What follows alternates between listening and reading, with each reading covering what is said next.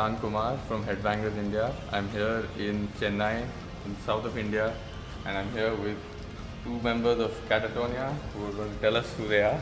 I'm Anders, the guitar player. And I'm Moyo, the drummer. Alright, great. Okay. Welcome back to India. We hear that we now know that this is your second time in India now. Yeah. It's a different city from the last time. And you guys just finished a show in Dubai. Yeah. So maybe you could start with how the show in Dubai was. Was it your first time in Dubai? Yeah, it was our first time in Dubai. We've been in the country only in transit while flying to other countries before.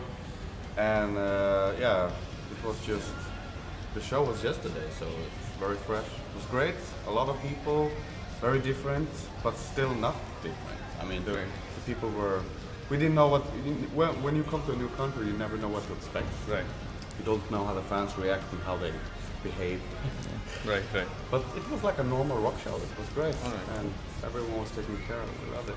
So another list of... Another country off your list, yeah. Was there anything specifically new that you found about the Dubai show when you played in Dubai, or anything very different from what you experienced otherwise?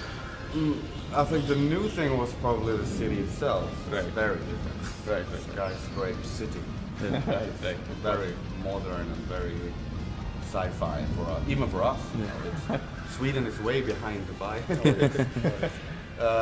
No, it was just very different. The environment was different, and of course the weather was different. When we left Sweden, it was minus 22 degrees Oh my God. Celsius. And then you went straight into Dubai. Yeah, and it was 26 or something. Yeah, So it was like more than Double. double up. Yeah. How has the experience been in Chennai? How is it different from the last time you were here in Mumbai? It's very similar, actually. Yeah, in every way. Okay. It's very similar. That was also a show at the campus kind of area. Yeah. It was also a festival arranged. Yeah, I think that was also IIT, wasn't That was it? also IIT. Yeah. Exactly. Yeah, so IIT is like a big chain Yeah. and they have So it's things all over the It's like country. deja vu, but not really. It's somewhere else, but you recognize everything. So so I knew a little bit more, maybe than Moyo, to what to expect. Right. It's my first time in India. Right. Okay. Okay. But have you ever been to India like for a holiday or something like that? No. Never. So first time here. Is it your first time in Asia? Or at least South Asia, this part of... Yes. Okay. This part, yes. Okay, that's great. All right. Okay. Now, last year you released a new album, The Fall of Hearts, which, in fact, it has a very familiar melancholy sound to it. But again, it touches the heart and the brain in a completely different way.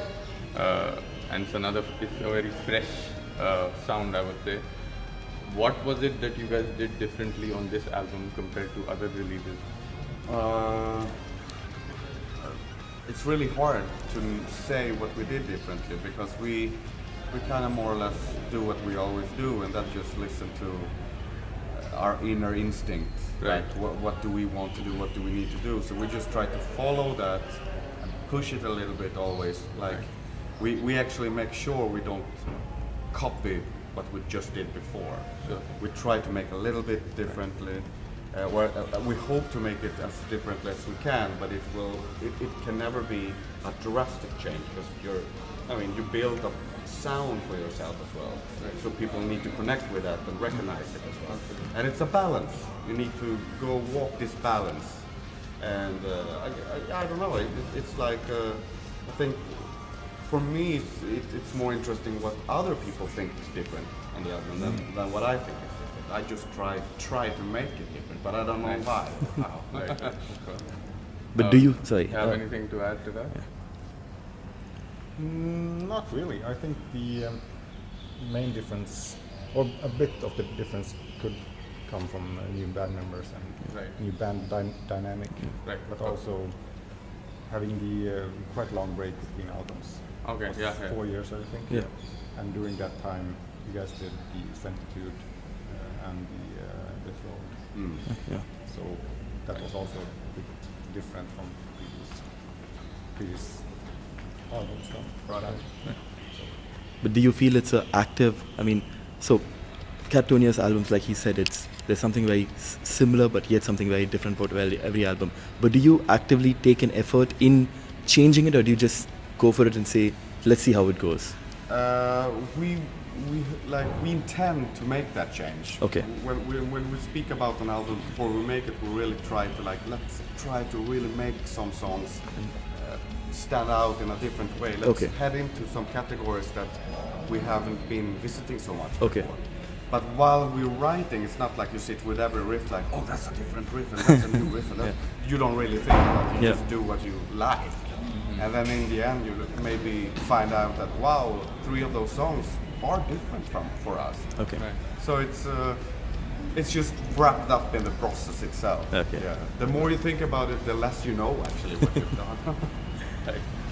Okay. Now on the new album, the cover has a bird on it, and we've seen the bird being revisited time and again in Katatonia's artwork. You had a bird being set free on Tonight's Decision.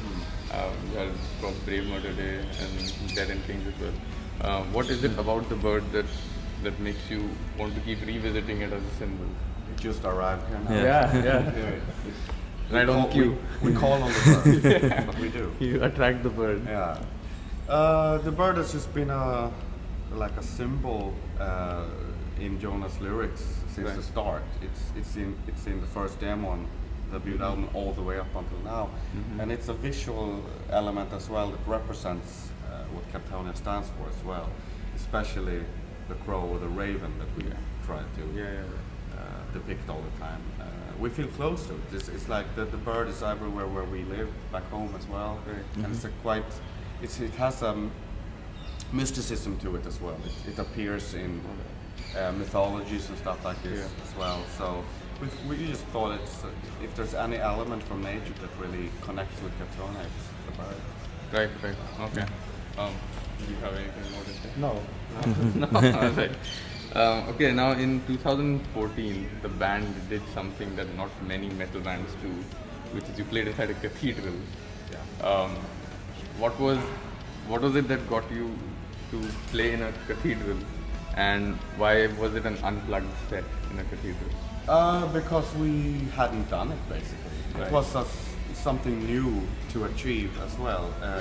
It was actually, when I think back upon it, one of my favorite moments in our career. Right. Okay. Yeah. It was because it was so different and so special. Playing in a cathedral is something that I never, thought was going to happen. It's just so weird and different. But once we were in there, it was so atmospheric, and it just made sense because our songs in an acoustic setting that worked very well. Right. We didn't know that before because we also said it can go either way. We don't know, but we will try, and it worked very well. It was a very, very interesting experience. It's not something that we're gonna do every day now. Yeah. That's also because it was so special. Just happened back in 2014, and maybe that was it. But at least we tried it, and it also ended up as a DVD. Yep. So the people on the other side of the band can see what we did as well. Yeah, we did. Yeah. Yeah, and it was quite an experience. It was unlike anything else I've seen in terms of live performances by a band. Yeah. Okay, now when one listens to Katatonia's brand of melancholia, one feels a certain vulnerability and brutal honesty in the music. And it feels a lot like the situations and emotions being addressed in these songs are very personal, and they are much less hypothetical than one would think. The question is therefore, what is it that inspires Katatonia to write such emotionally heavy music? Life itself, basically. Right? Yeah, that's an easy answer, but it's a complex situation, and it's not like I can pinpoint exactly but what life has to offer. And also, I think us Scandinavian people, we are a little bit melancholic minded by default. Okay, that's just how we are. Yeah, I think it's the weather. Yeah, it's probably a lot has to do with the weather. We have a winter that just eats up the other seasons now, and it just swallows the whole year. And probably a genetic thing as well, because when we look back upon our heritage and everything, the folk music of Sweden is also sounding very melancholic. So it could be just part of our genes. Right. Okay. Do you have anything to add to that? No, I'm not a part of the songwriting process right, in that aspect. Okay. But I mean, just like Anders, it's something that goes back musically for decades and centuries. Sure. Okay. But sorry, just quick question. Since you mentioned about the songwriting, how is it for you to, since you're a new member in the band, how is it for you to play the drum parts from the old members, and how do you add your own style to it right now? Yes, I try to add my own style, and I think I do accidentally by just playing drums. And the hard part isn't really playing the technical parts, but playing them in a way that still keeps the Katatonia sound from that era, so that I don't just come in, try to play the same part, but it sounds completely different. Yeah, that's true. The sound is still an integral part of Katatonia. Of course, yeah. And regardless of the actual technical playing, the sound still needs to be there. Okay. So that's the biggest. That's the hard part. Yeah, exactly. That's the hard Okay. part. Okay. How about we now wind the clock back to right up in the beginning? You and Jonas, of course, started it off as a duo, Katatonia, and you released Dance of December Soul, and it was a great start to your career. And then Brave Murder Day happened, and around that time was when things really went south, when Jonas was declared medically unfit to actually continue doing harsh vocals. So as for him personally, in terms of vocal style, and for you guys as a band, how difficult was it to transition from a very gothic doom sort of sound to a more modernized sound, and to actually adapt to the new constraints? For us it was easy, because we were so happy with finding out about the new sound that was waiting for us just behind the corner. When we knew that, like, oh, we can go in this direction, it just opened up entirely new world for us. So we were excited to do this change. Maybe the disappointment lasted just a few hours, to be honest, with finding out that Jonas couldn't do it anymore. Right. Also, for that album that Jonas was supposed to sing with Brave Murder Day, I mean, we also used Mikael Åkerfeldt from Opeth to sing. So nothing was really, we didn't do anything in vain. We didn't waste anything. Right. That album was still, achieved and released. So we had, we prepared ourselves well to make the change for the Discouraged Ones album. Right. But the problem was our fan base. They were not ready for this change. I think that's a universal phenomenon with any metal band. So we had, the first 2 years was horrible. It was very hard. We only heard complaints everywhere, all the time. And did turnouts at your shows suffer because of yeah, they were coming, but they were screaming for their old stuff and shouting, like, stop this silly new shit direction and this pop music you're making, and go back to the extreme roots and stuff like this. Okay. Yeah, but we just stood our ground and said, like, this is the new phase, because we also declared it with a new logo as well. Like, we really have to see the change here as well. We're not pretending to be something else. We really changed it. Maybe we should have changed name, but we weren't ready for that, because we saw this as a new chapter for the band as well. Right. So we didn't want to. Sometimes band do change because of the stylistic change. But, but the wonderful thing is that maybe 2 years later, or 3 years later, first 2 years was horrible, but the third year people caught up. They finally got it. So the ones that had been complaining and shouting, they were like, oh, it's not too bad after all, actually. I like it now. Now when I have listened to it and got used to it. So a lot of people basically needed time. Right. Which is fine. That's what I need as well. If one of my favorite bands changes a singer or something, in the beginning you're very like, I don't know, but maybe after a while you get to like it. Yeah. So they needed time, but it was horrible for us. Which band would you not like the If they singer to change? singer, probably most of them, because the singer is the band's voice outside, so it's very delicate. If you could bring someone else in, it's like half the sound is gone immediately. Yeah, but everyone's voices. But for you for you personally, as you say, a fan, you're a band that you really like, and suddenly they came out and said they're changing the vocalist. Well, to be a little bit clever here, I would actually say with Katatonia, it wouldn't even work. Bring Jonas, the band can go on. Yeah, okay. So that's how I put it. Okay, that's good.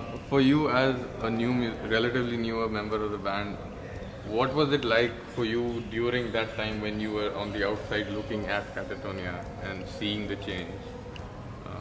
For me, it was a bit.